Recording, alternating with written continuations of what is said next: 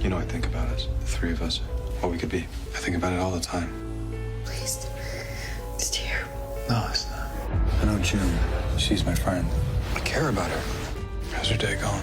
You look pretty. Thanks. I wore it just for you. Our father's a driver named Nick. He helped me to survive. Yes, you can, because I can't lose you. I'm not gonna let anything happen to you. What about you? Your girlfriend is a badass. Welcome to Above the Garage, a Nick and June, the Handmaid's Tale podcast. Hi, friends. Today we have a special bonus episode for you guys featuring a guest speaker named Jess Pensa. Like us, Jess is a huge Handmaid's Tale fan and describes herself as an academic, among other things. She sent us a fascinating paper she had written a few weeks back analyzing a lot of the symbolism in The Handmaid's Tale, especially involving our favorite couple, Nick and June. It was so comprehensive that we invited her on the show to discuss it. When she got here, though, she had so many interesting ideas to share that it's a little less like our typical discussion format and more a fascinating hour of her thoughts on a lot of different aspects of the show.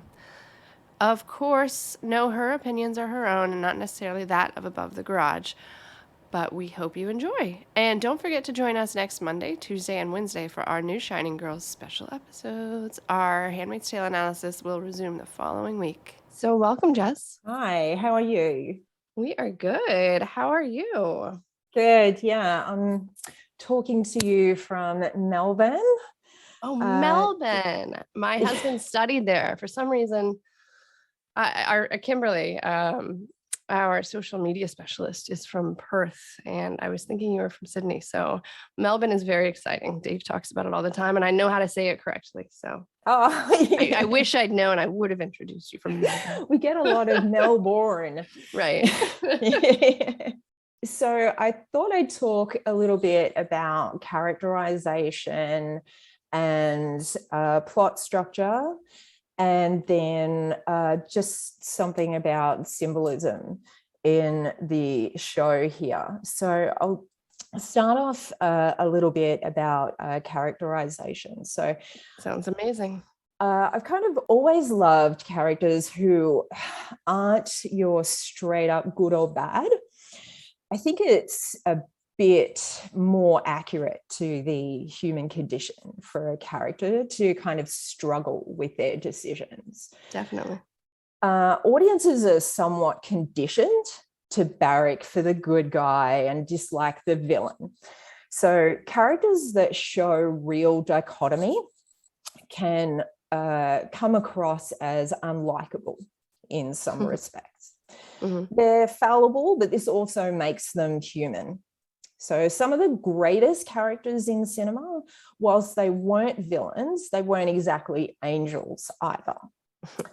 And Lawrence and Nick are both great examples of this. Perfect. And it's been really interesting to watch these two, let's say, good men of Gilead plotting together. And I really hope that we get to see more of this because their dynamic is just fantastic. Us too. Yeah. I wanted to talk a little bit more about the essence of the character of Nick because I'm a huge sucker for noir cinema and literature. So movies like The Maltese Falcon and Casablanca, and in the last half of this century, ones that we might remember a bit more, like Blade Runner, Drive, LA Confidential. So your protagonists here, they're not villains, but they're not angels either. Nick Blaine is one of your classic noir anti-heroes who's in search of redemption. And in classic narratives, this redemption is usually sought through an act of self-sacrifice, which may involve giving up something really precious to them for the greater good. It can also come by the act of earning forgiveness from those they've wronged and being rewarded in some respect. So for Nick, it's a bit of both. Now, there's a good reason why we love Nick and June. They've been modeled around some of the most potent, iconic couples in the history of literature and cinema. So images of the two of them are almost portrait-like in nature. And what I mean by that is that every shot that they've got them in, you'll see things like glowing light, sweeping plains, those sorts of things. So the images of them standing in the snow, they're very reminiscent of films like Casablanca and Dr. Zhivago. Now, Nick Blaine was named after Rick Blaine in Casablanca, and it's not a mistake. Rick Blaine was a shady figure who eventually sends Elsa, the love of his life, back home with her husband, while he must stay and sacrifice himself to a greater cause. Now, in the movie, the character of Rick Blaine inhabits what we can refer to as the purgatorial realm of Casablanca. He's trapped between two worlds, and like Rick Blaine, Nick constantly walks between two worlds, existing in no man's land. So we see him drag Fred into no man's land, and he's tormented by the love of a woman he can never have. Casablanca is now 80 years old, and it's still hailed as one of the greatest love stories ever told. But it's more than this. In its heart, it's a cautionary tale about the dangers of fascism. It tells the story of refugees trapped in Casablanca, waiting, sometimes for years on end, for their passage to freedom. For Ilsa, Rick is the one who finally provides the means for her escape, despite the fact that it costs him his heart. Everything about Nick Blaine is understated to underline the fact that there are unseen layers to this character. And that's what makes him so fascinating. He's often backlit to show a dark, ambiguous silhouette. The most obvious example being that shot of him in the doorway when he comes to capture June in season 4. There's also classic noir shots of dark strip blinds cast across his face in the Waterford kitchen, and his apartment also has that similar strip blinding. His apartment is always dimly lit, and he's regularly shown lurking in dark doorways, speaking in hushed tones, and he never says more than he has to. Like any true noir character, he's generally cloaked in black, and he's often seen wearing a long coat with a flipped up collar. So you remember that you see those kinds of flipped up collars on Humphrey Bogart and any of those classic noir characters. They're very cool. Because his character is ambiguous and he's done something terrible, as we're told, there's this tendency to question his loyalties no matter what he does to better himself. But just before all the haters run out there and get their t-shirts printed, you save your money, because Nick portraying June is completely contrary to the motives of this character.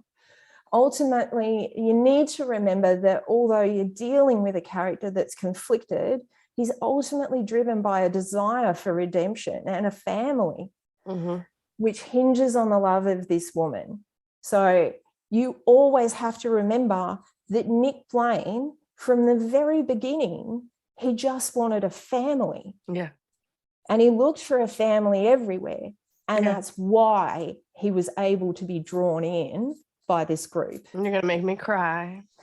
One of the ways that you can tell where Nick's allegiance lies is in his positioning. He's usually shown placed to June's right-hand side. And this references the right hand of God, the position that Jesus occupied. So basically the place of the highest honor and favor in God's eyes.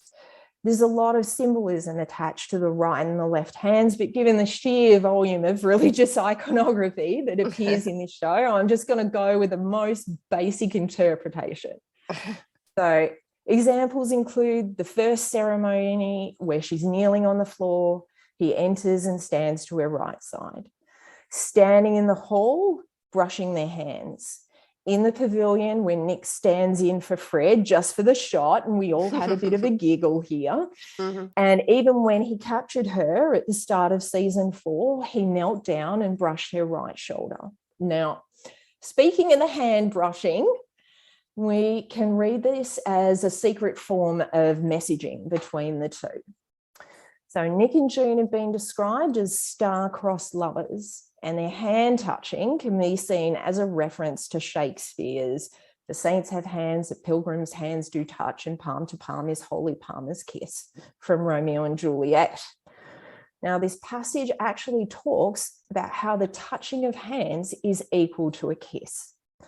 Now, Juliet in the play was only a young teenager, so holding hands was equal to a kiss for her.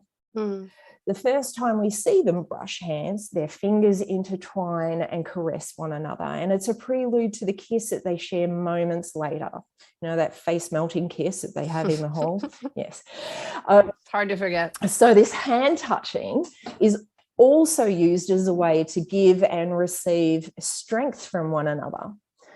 The characters have very little dialogue with one another, resorting instead to hand and forehead touches. And their forehead touches are a way to communicate silently, reading each other's thoughts. So that supersedes the need for dialogue. When they're together, Nick and June are accompanied by symbols of love, devotion, fertility, eternal union, dreams, and faith. So things like glowing light, lush fields, crosses, and dreamy allusions to a better life. In season 4, Nick and June meet at the Magdalena school, and images of Jesus and Mary Magdalena are shown throughout. Inside the school, June wheels Nicole's stroller in and parks it directly beneath a picture of Mary and Jesus. In the kitchen, after Holly is born, Nick and June stand framed in a glowing light with a tree in the background, symbolising the family tree they've begun. All of these images are included to reinforce the idea that it's a sort of holy, everlasting union. In season 1 and 2, multiple shots featuring Nick and June include church-like eave structures. You see these eave-like structures inside his apartment, and as she walks down the hall to visit him in his apartment the first night they're together. Now, we've seen Nick and June twice in marriage ceremony-like scenarios. Once when she was forced to marry him and marry Eden. Mm-hmm. And then again in the bridge scene during the crossing, a scene which was drowning in crosses, reaffirming this message of commitment. So we really have to thank Eric Tuchman for writing that scene at the Magdalena School. It was a beautiful commentary on how war rips families apart. And honestly, if you weren't in tears by the end of it, you don't have a soul.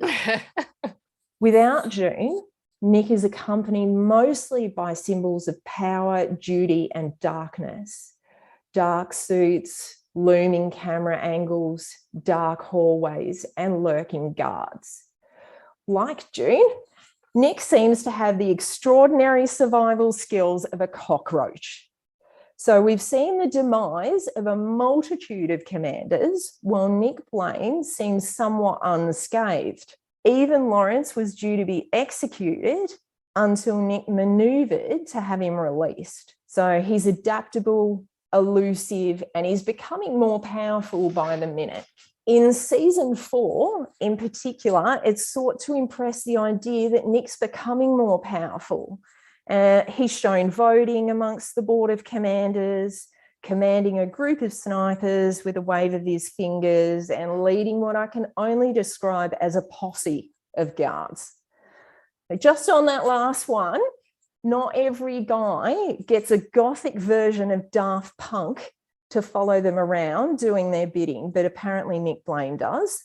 So extra points for that because it's very cool to watch. Anyone would, it would be Nick Blaine.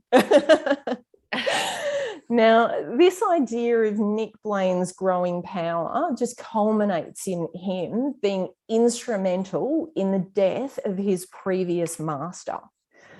Season 4 is very reflective and full circle, so to speak, in its narrative. And in it, we see that Nick is finally issued a woman. He's given a place at the table. He's given a vote that matters. And he is finally given all this power to actually do something about Gilead. But he's being asked to give up the most precious thing in the world to him for it. So it's not reward we're seeing, it's sacrifice. The fact that he uses his power to benefit June indicates that they may be pooling their resources in the future. This idea seems reinforced by the fact that Nick has friendlies in Gilead that can assist them. Now, you have to remember that in any revenge scenario, like we saw at the end of season 4, for it to feel right, it needs to feel measured, to feel justified. But even though it did, because it steps out of our conventional ideals of justice, it generally comes with a price. It leaves us with the question, what price will June and her handmaids pay for Fred's death? What price will Nick pay? Nick's character has spent 4 seasons seeking redemption and love through this woman, and I can only hope she's able to reach out and pry him loose from the claws of Gilead in time. Now, when we see Nick, he's the most engaging when his mask slips. These small glimpses of his underlying humanity appear to completely transform him from a stoic, ambiguous presence into a deep and loving individual. It's like we get to peek behind that curtain for a second. That mask slipping down is something that's only triggered by June and Holly. And it's also when he comes closest to being discovered. So we saw it when they got him to bomb Chicago, and because of it, Lawrence was able to clock that connection between Nick and June. Now, when Nick talks about holding his daughter, we see that raw tenderness and vulnerability. When you have a character that spends 95% of their time trying to not emote lest they end up dead, the transition to someone who suddenly does can feel really unnatural. Minghella deserves a lot of praise for always making these changes feel like a completely natural part of his character transition. Yeah. Nick Blaine is one of the rare characters who addresses the camera directly. So this type of shot is referred to as subjective camera angle, that's used to indicate transparency, honesty, and sincerity. The only other characters that I'm aware of who've done this include Luke and June. So as far as I know, he's the only other honest character on screen.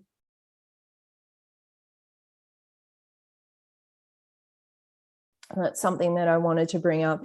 So the New Testament, as we know, it's a bit more steeped in things like unconditional love and forgiveness. It's the one that you see Corinthians come from. Other characters from Gilead quote verse almost exclusively from the Old Testament, reminding us that Nick is one of the few good men in Gilead. Mm-hmm. And calling to mind June's line, if you want to know what they believe in, remember they sold way more copies of the Old Testament than the New. Yeah. So in the van, Nick looks directly into the camera, pleads to let him help her, and then quotes that part of the Bible verse, the full armor of God.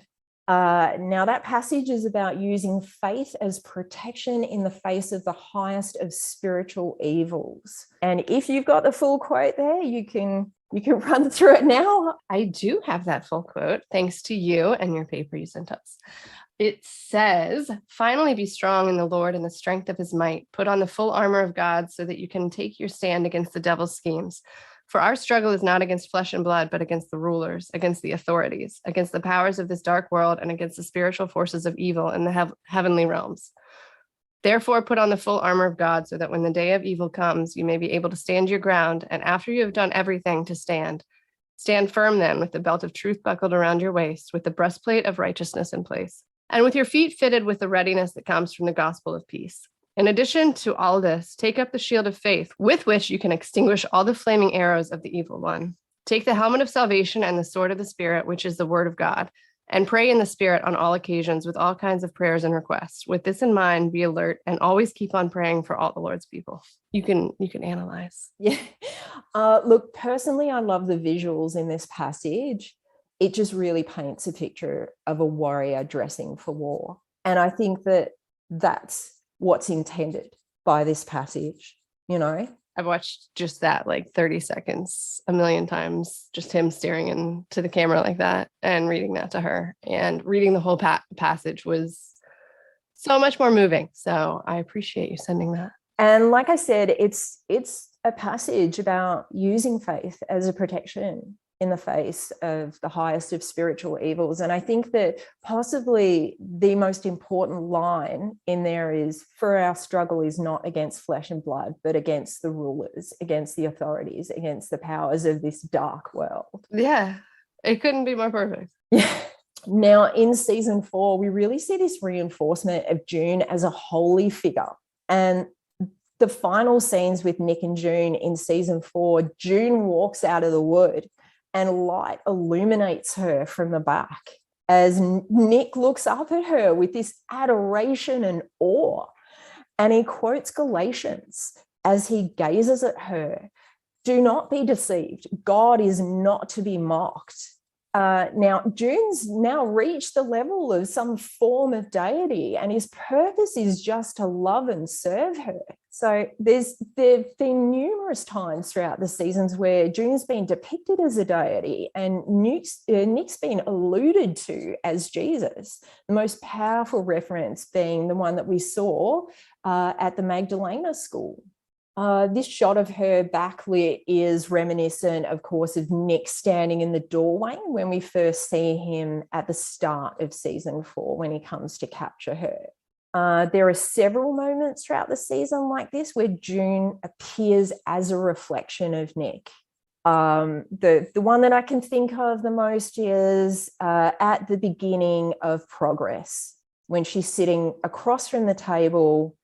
And that's pretty much a direct reflection of their exchange on the bridge in the crossing, almost word for word. Now that image of Nick walking through the dark woods in no man's land, delivering his previous master to June for some bloody justice, has got to be one of the most powerful I've seen of him yet.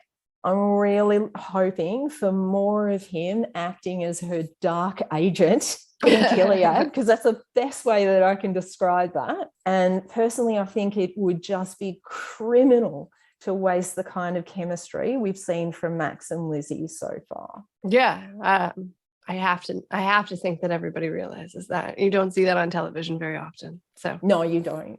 No. I know there are people out there that are screaming for an episode about the origin of Nick Blaine and asking why they won't show more about his backstory, but I very much doubt that Miller will be telling anything about him beyond what we absolutely need to know, because he is one of those dark, mysterious noir characters. Yeah. The appeal of mysterious characters like this is that they cause audiences to think more deeply about them and be less inclined to judge on face value. Now, the quote from Galatians that he recites, "For whatever one sows, so shall he reap," speaks of the punishment and reward that one may expect in return for one's deeds. So what does this tell us about Nick and what he can expect from his deeds, his previous deeds? What's the relevance of this passage and his role in Fred's death?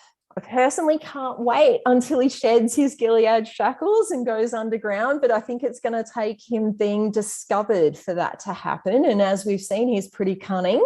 So June and Lou, the loss of a child also contributes significantly to the rate of divorce, as does the presence of PTSD. And then there's the little matter of beating Fred to death in the woods. So One thing that showrunners and writers have been careful to avoid until now is that unrealistic fairy tale scenario. So I really hope that they haven't decided to put her back into what would always realistically be a damaged marriage for the sake of completion of a narrative. So what I mean by completion of a narrative is that traditional returning home narrative. In a lot of cases, the first guy on screen with a female character is generally her end game. It gives the audience a sense of completion. For June, that'd be Luke. They're seen fleeing in a car unsuccessfully. All three of them are separated by Gilead guards. It embeds the idea from the first frame that June has lost everything, and returning it may give the audience a sense that she finally got it all back. Now, Miller's previously spoken about bookending the series, and this may be what he's referring to, finally returning what was lost. But personally, I'm not comforted by that scenario.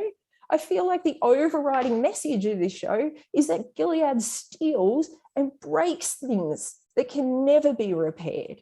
So a completionism narrative risks feeling escapist, particularly when the relationships that they're built from wouldn't be realistically viable anymore. So Luke's character is a homemaker. He's not a fighter or a secret agent. The name Bang Cole actually means to make or build a home. This sort of thing brings me to the whole love triangle thing that's been haunting this show for quite some time now. 4 seasons, thank you. Mm-hmm. When you build a love triangle, you really want both of the suitors to have different qualities. So they represent different choices that your protagonist makes about her life. So for example, who she was as opposed to who she is now. So Luke versus Nick. You also want to have the protagonist consciously choose who they're going to be with. You can't have circumstance reach up and grab that choice from them at the last minute. It leaves the audience feeling somewhat cheated. Now in season 4, Gilead cheated June and the audience out of her choice. It was pretty clear that she wanted to be with Nick, but because of Gilead, we've been left with Luke by default, and it really wasn't her choice. Now, while we all enjoyed Casablanca, the idea of a woman selecting a man as a consolation prize is not one that's, shall we say, very now. For me, the phrase "try to be happy" cut really deeply because it left me thinking not only how unfair it was to everyone involved, including poor Luke, but it also made me think about how outdated that idea was, particularly for a woman that fiercely independent. Now, I really hope that showrunners haven't decided to reshape Luke to fit the choice that she inevitably must make for herself. Otherwise, the idea that your protagonist was ever presented with a choice becomes somewhat deceptive. It also raises that question about someone changing themselves for another person. Personally, I don't dislike Luke. He's a pretty good guy. And honestly, I think he deserves better. But the woman he loves is gone. Yeah. And the fact is, he did not listen when she told him to move on because she loves someone else. Mm-hmm. And when we look at romantic narratives, one of the elements that we generally see is that the protagonist and their love interest try to return to their normal lives, but they find them miserable without each other. Try to be happy, Nick says. But it's clear they're both utterly miserable. I wonder, would Miller really leave Nick and June in this tragic scenario? Are we really to be left to mourn these two like Rick and Ilsa? I really wonder, after all this heartbreak and pain, are they honestly to be denied their dream as well? Because while I understand the reference to the tragedy of war, after all this trauma and punishment, after all this grasping for redemption and hope, it does seem needlessly cruel to deny it. I agree. Yeah. No, that would be horrible. I think we've seen how the story of these characters have been built up for these 4 seasons perfectly said by you. And that whole traditional, I mean, they've strived to stay away from tradition. And I think that in the flashbacks, at least for me, the way that I see it, I think it's been very clear that there's just something, not something wrong, but June kind of wanted to fit into this narrative that went against, you know, what her mother told her. And she had doubts, especially with what happened with Luke and his ex-wife. And all of that has been shown through flashbacks. And then, you know, she gets to meet this love in Gilead in this character of Nick, which is so different from Luke, like you were saying, or two, you know, contrasts completely separate. So I would be very, very frustrated if they give us this amazing female character only for her to go back to you know, the tradition that you were talking about. Just would kind of like shift too far off for me. I guess my concern is that instead of having her choose between, Luke represents home, peace, those sorts of things. Nick represents something very different. He represents her warrior self, battle, that type of choice moving forward. So they do this in your narrative of a love triangle. This is the way that it's set up. So there are clear, definitive choices here. I guess my concern is that they are going to try and fit Luke into a narrative that is more, ascribed to Nick. So instead of, June actually having this choice, it's all quite deceptive. And it doesn't fit with the story that's been told for the past 5 years, 4 seasons. Yes. Yeah. So. That's correct. It can leave an audience feeling very frustrated. It's sort of like, well, it wasn't, there was no actual true choice in the first place. Yeah. And there's no lead up to this change. Like basically for me, like the way that I see them is just Luke is just kind of like the love that you're told that you should have, and Nick is like the love that you deserve. That's the way that I've interpreted those two narratives. So I'm just curious what they're gonna do in season 5. Like you said, Jess, though, like I would like to see Luke find somebody like more appropriate for him also. At this point in time, like June's character is not remotely compatible with him. I kind of feel bad for him, to be honest. Yeah, of course. I do too. I'm not heartless. I feel terrible for Luke.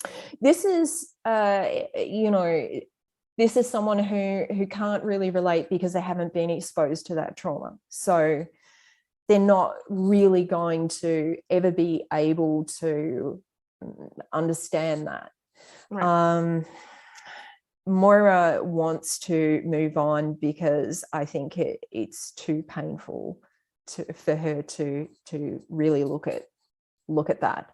Yeah. Look at that pain directly. Yeah. So just in terms of the whole intimacy thing with both of these men, so the encounters that we see with Nick, they're quite passionate. They depict very mutual sexual pleasure.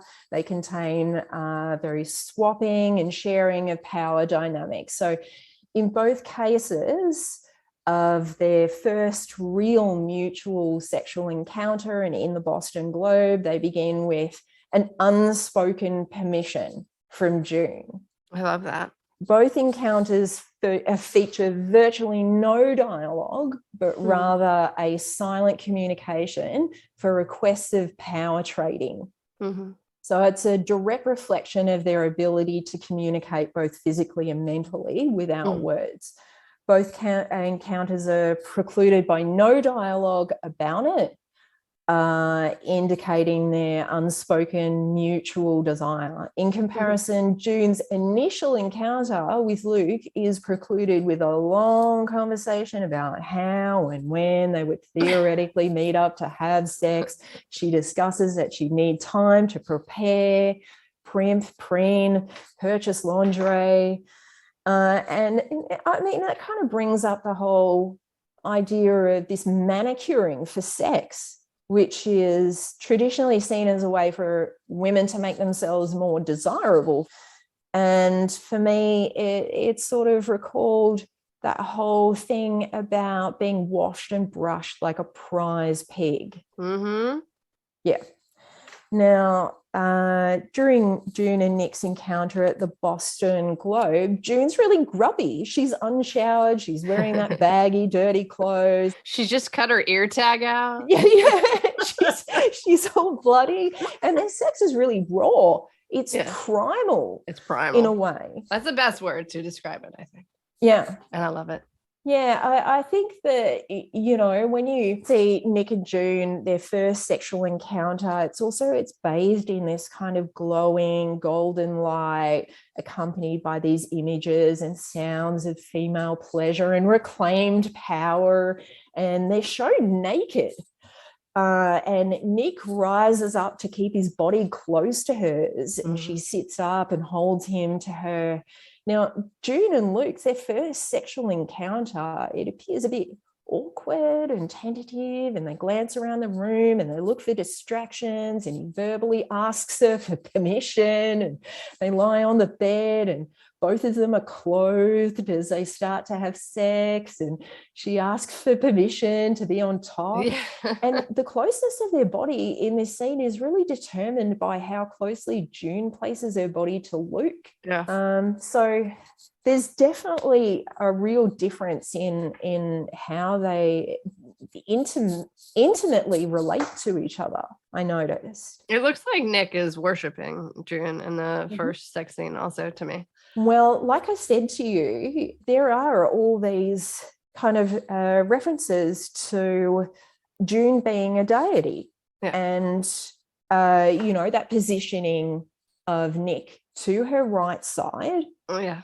Him actually serving her. In the amazing document that you sent us, you said the nature of Nick Blaine's relationship with June changes from season 1 to season 4, from that of a doting observer to fierce protector to ardent worshiper.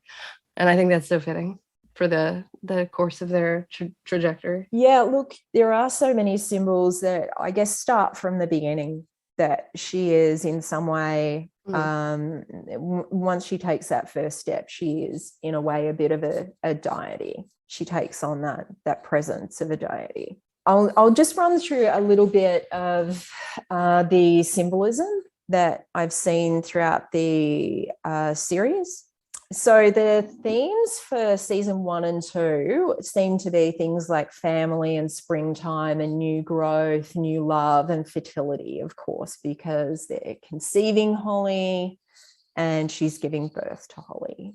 She's living in the Waterford home. So start with bridges. So there's quite a few bridges in the series. Now, bridges represent things like transition, change, and the meeting of two worlds. In season 4, The Crossing, Nick stands on an aged bridge. June walks towards him like a bride, and it's green and lush, and the birds are singing, and the sound of babbling streams can be heard. Panning out, the camera shows the bridge's church-like structure as she walks slowly to meet him. When the camera swirls around as the couple kiss, crosses appear around them, symbolizing a holy, eternal love and devotion and the protection of it against evil forces. Contrasted against this, in season 3, is the image of Luke alone, cold, standing on a freezing, snowy bridge, listening to June tell him that she loves another man and to move on. A couple walks past him. The freezing snow in this scene symbolizes cold isolation. The bright, cheery music is interrupted by June's message, indicating a shattering of his dreams with harsh reality. In episode 10 of season 4, Chuello brings Fred to the border, halfway across a cold iron bridge to trade him for female prisoners. Visually, the bridge itself symbolizes the brutality of Gilead justice. Now, we only really hear birdsong a little bit in this series, but it's we do hear it when it represents joy and a new dawn, like new beginning, realization, change. As you mentioned before, there's a lot of water in one of the episodes. Mm-hmm. Now, water represents cleansing, peace, life, baptisms. And it features in several episodes associated with Nick and June. So things like rushing rivers, melting ice, bathtubs full. And when Fred makes her sick with his comment, we see her spit in the sink and wash it away. Immediately, Nick appears, indicating he's a cleansing and healing presence. When he brings her the ice for her wound and cups it in her hand, the ice melts between them, indicating he's a warming presence and that the moment between them is charged with heat. We see the overwhelming presence of water in the episode A Woman's Place, the night after they make love. So water is life, and the large presence of water in this episode symbolizes their success in conception. At one point, Nick actually brings her water, if you didn't get it. It's true. There's so many waters. So bathtubs full of water washing away blood symbolize baptism, healing, and cleansing. What do bathtubs full of blood symbolize? Just getting to blood now. So blood also symbolizes blood ties that families share. Now, in the episode Seeds, Nick's act of stepping in front of Serena reminds her that unlike her relationship with Fred, Nick and June are not only in love, but they're now bound by blood. Serena then attempts to break these bonds by inserting Eden into Nick's life and the possibility of a new family. We see June bathing in dark blood, her head barely above the waterline, symbolizing drowning in her lack of hope or care for life. Yeah. Both The Woman's Place and Seeds reinforce the idea that Nick is indeed the father of Holly. So anyone out there wondering if Fred might be the baby daddy, all signs point to no. And also, as you might have noticed, that baby doesn't have horns and cloven feet. So we also see quite a bit of fire, particularly at the start of season 3. Now, fire and ash are used as a symbol of cleansing, death, and chaos. So Serena burns the ceremonial bed, reducing the family home to smoking ash. And we see Serena look at the bottle with no writing on it that she now uses to bathe the finger that was removed for reading. She sacrificed her identity to construct a world for the dream of a family, which now lies shattered. In Atwood's book, she describes Serena as remembering her former and now amputated glory. So cigarettes are generally used as a metaphor for passing time. You'll see this used frequently in cinema. When Nick crushes out a cigarette before he goes to meet June in season 3, it symbolizes that his time with her has run out. The wood that's used throughout the series, wooden trees represent life, the physical and spiritual body, union and nourishment. Wood is a really beautiful metaphor in this series. Wood also represents power and masculinity. In A Woman's Place, June grasps one of the posts of the ceremonial bed in an attempt to draw some of the commander's power. The commander's office is finished with dark dressed wood panels, while Nick Blaine's apartment is finished in light, raw, undressed timber, indicating his masculine energy is lighter, younger, simple, and less traditional. In Postpartum, the tree illuminated in glowing golden light behind Nick and June in the kitchen window as they first discuss naming Holly represents Nick and June's family tree, which I just think is so beautiful. In contrast, in season 4, a sickly tree grows outside Serena's jail cell while waiting to give birth, indicating that her family tree is withering. In fact, it's dead. Now, windows and glass walls symbolize exits, opportunities, freedom, barriers, clarity, longing, and compromised disguise. In season 1, Nick looks up at June's window, symbolizing his compromised disguise and his longing for her. Each time this happens, they meet each other's gaze, symbolizing their mutual desire for one another. And it does recall the whole Romeo and Juliet balcony scene that is so very timeless. True. When in the car, Nick and June always have that clear partition down, except when it was closed up by Serena that time, indicating that they have an openness of communication and an opportunity there. In progress, June looks back at that window at Luke and Moira gathered in the kitchen, watching both of them moving on with life. So in this instance, it symbolizes watching from the sidelines and a lost opportunity to move on there. But I feel like she's happy. I think it's comforting to her to see them together. Yeah, look, you know, that's just basically what it symbolizes. Whether or not she is happy with that is it's a totally different thing. Again, in progress, Nick and June sit in the windowsill with Holly bathed in that warm glow, and it symbolizes that dreamy longing for an escape to a better life for their family. Yeah, so the clear panel that looks out on that sickly tree for Serena symbolizes that lack of life, opportunity, and growth for her. Let's hope so. I'm sure that she's going to get her revenge in one way or another, and I think Miller's alluded to that as well. Yeah. Look, I hope so. You know, it'll make it good TV. It'll make it interesting. Yeah. As in, you know, cinema always uses doorways a lot. They generally symbolize things like opportunities, choices, transition, that sort of thing.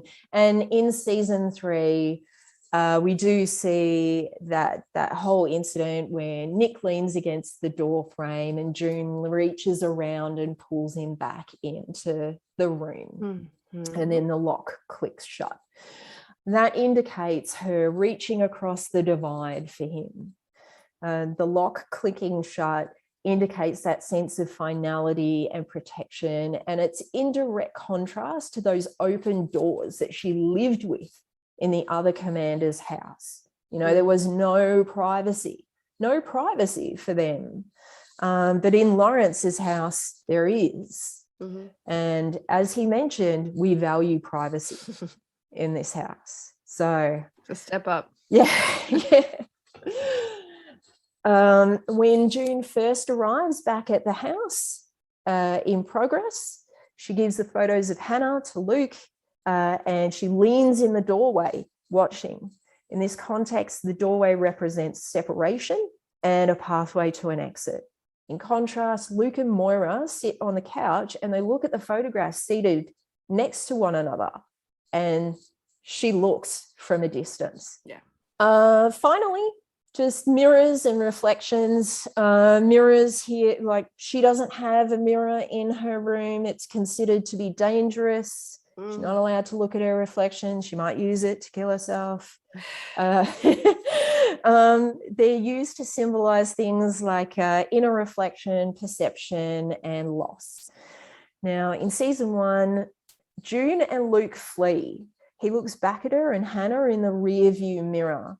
And this type of shot is used to symbolize things like leaving something behind. As we see moments later, he's separated from the both of them. In season 1, Jezebel's cut to Nick and June trading glances in the rearview mirror in Jezebel's. And as we see later in the episode, they, for all intents and purposes, break up. Those are the breakup episodes. And she taunts him a little bit. A little bit.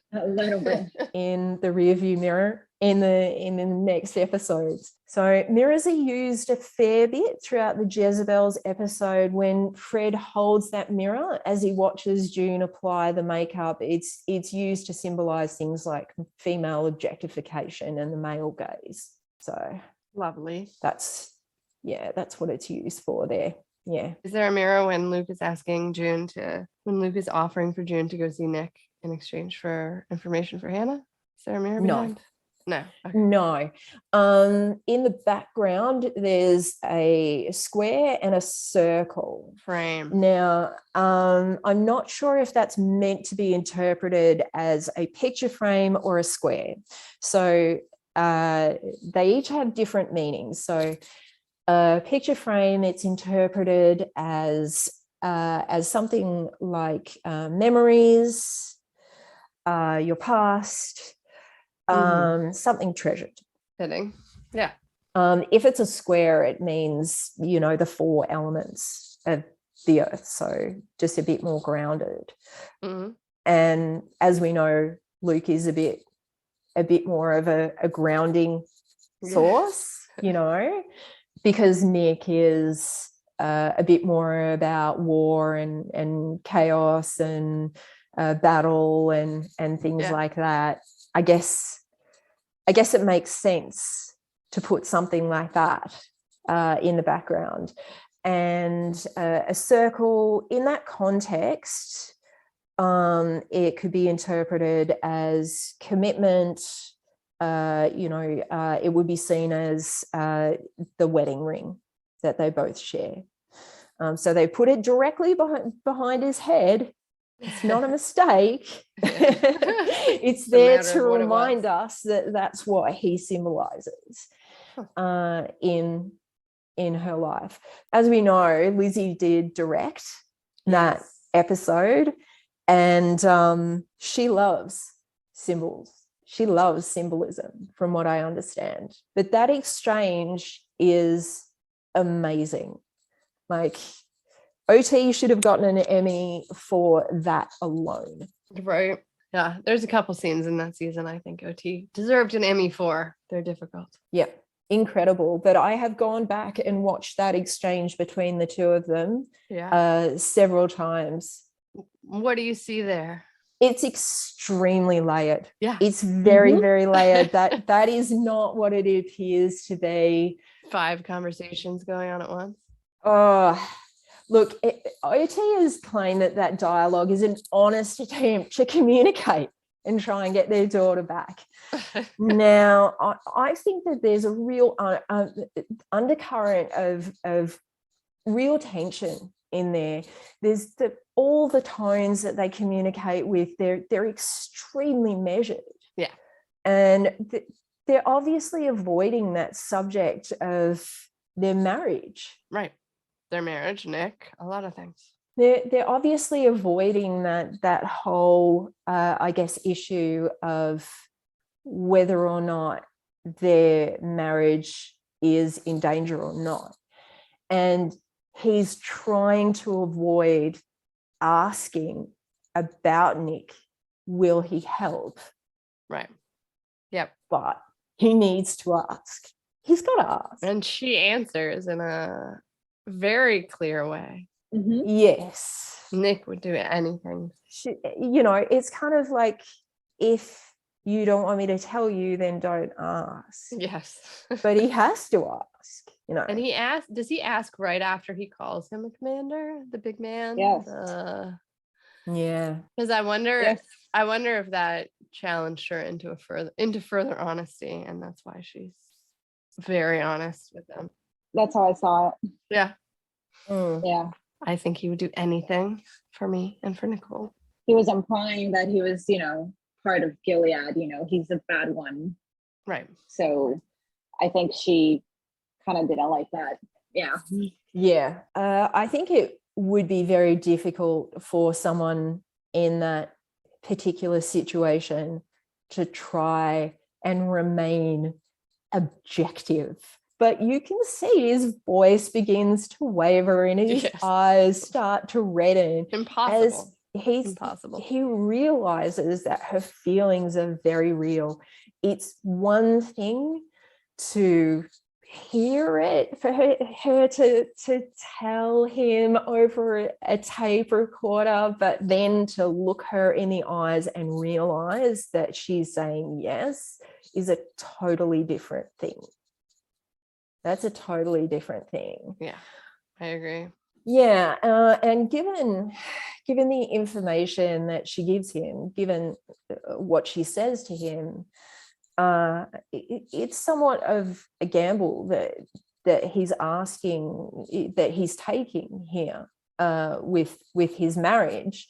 You know, he understands that now, but it's his daughter, so he's willing to take that gamble. It is interesting that he's kind of like, in no way do I think he's trading Nicole for Hannah, but I do think that she is being used as a tool of negotiation. So, I mean, gives you a little bit of an idea of his mentality on that topic. And I think he loves her very much, but just this conversation turns her into a tool of trade, I guess.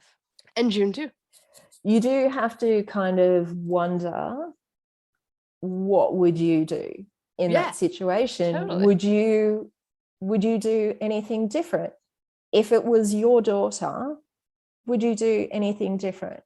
Yeah, I mean, I will tell you that I would, but I can never tell you until I'm in that situation. Yeah. I would have had a different conversation, me, because what was underlying in that conversation, like, I know obviously his main purpose is Hannah, and I don't doubt that Luke loves Holly very much, like Kate said, but the underlying question in that conversation was, he as a man wanted to know what were June's feelings about Nick, and he could have, like, I mean, it's a difficult conversation no matter how he has it, but it would have been better to just have a normal conversation, just ask instead of underlying it.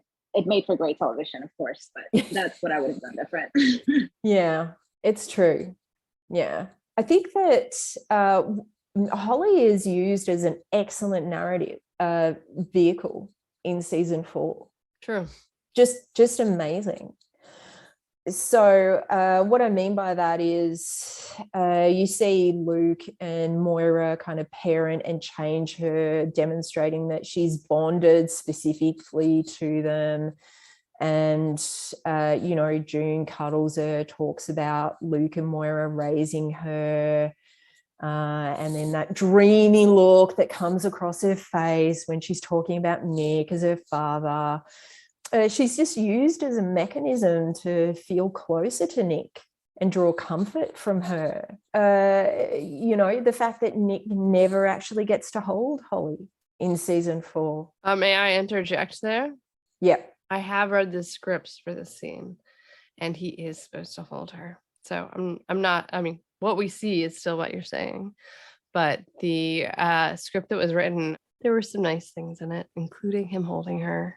And I don't know where that was changed. I don't know if that was a COVID thing. I don't know if that was a choice, but June was supposed to say, Holly, this is your daddy, and hand him to her. And he was supposed to say, I missed you so much. Which were very sweet. Mm-hmm. So I'm curious. I don't know. I have no idea if it's a COVID thing, a baby thing, a choice of narrative thing, or what. But that's really interesting. It was written differently. And then they walked out to the car together, and he said, you better not miss the traffic or something. They had their little banter going on. It's cute. Oh, yeah. I guess finally, Atwood spent so much time thinking about what to name Nick and June's baby. I heard that was a really big deal before she landed on Nicole, which is just the masculine derivative of Nicholas. When I had a look at this, it just means victory of the people or victorious people. So that's a good reason. Yeah. I was a little bitter about the flex to change from Holly, but that's a good reason. Yeah, it might be relevant that she does have 2 different names, you know. But that whole thing about it meaning victory of the people or victorious people may really indicate that both characters might play a really vital part in the re-establishment of democracy in Gilead. Oh, I like that idea. Mm. There's a couple of things that kind of twigged in terms of how I guess, influential Nick might be in terms of Mayday, you know, that whole thing, that whole exchange, you know, the eyes maintain tactical control at the border. Mm-hmm. You know, it kind of said to me that he's going to know what's going on with his daughter and June. Yeah. Like, he's going to be keeping an eye on that whole situation. I like that. And you know, Lawrence's thing about I think he's got us over a barrel. It's sort of like, well, I don't think he should really get in his way on this. It might be a bit dangerous to get in his way on this one. And for Fred, yes, it was. Yes, it was. I love though that Nick not allowed, but Nick, the most he took out of Fred was a pistol whip, but it was June's. He was June's prey, you know. He took Fred to June and delivered her, and he didn't do it himself. He didn't take that choice away from her. Exactly. I like that. Yeah, that's right. I think you know, just in terms of season 5, it's going to be, my guess is that it's going to be about consequence, you know, and to hear things from Miller about it's a June and Serena thing, you know. So in terms of Fred's death, Serena views it that she's wronged her by killing Fred. You know, she's taken something away from her, but perhaps a free ticket. I don't know. Yeah, that's exactly right. And look, I could go on all day about Serena and what's wrong with her. That woman is just missing some flying monkeys and just has an odd hankering for ruby slippers. I don't know what's wrong with her. It's just, I don't know either.